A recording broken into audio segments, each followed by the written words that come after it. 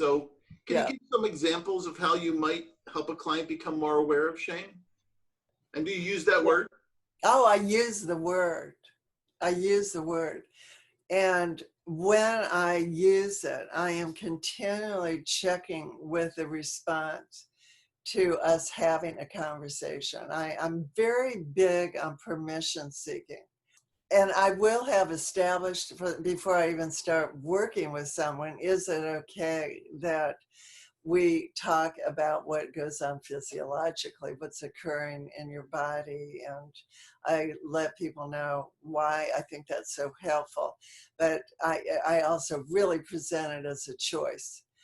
If I see that there is gaze avoidance, um, I want to say in a very compassionate, tender way, um, it looks to me like it's difficult for you to, and I'm going to lower my voice there because it's instinctive, that it's um, difficult to look at me as you're speaking.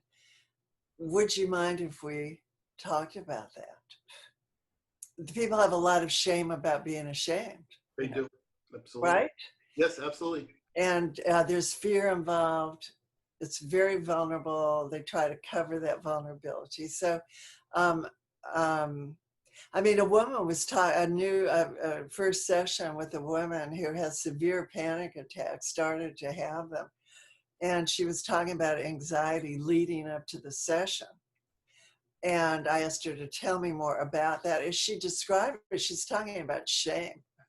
I mean, it's shame that's fueling her anxiety.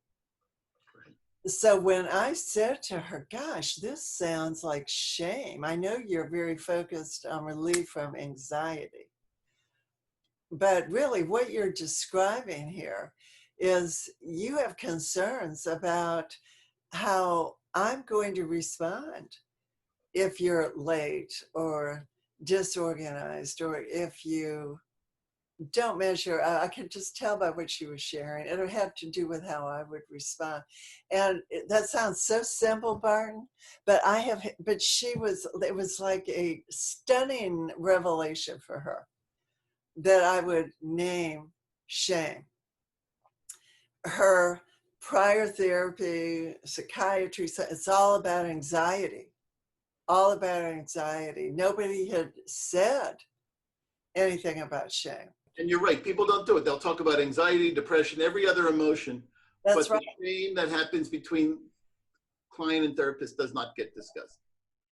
To learn more about our programs or subscribe to our mailing list, visit deftinstitute.com.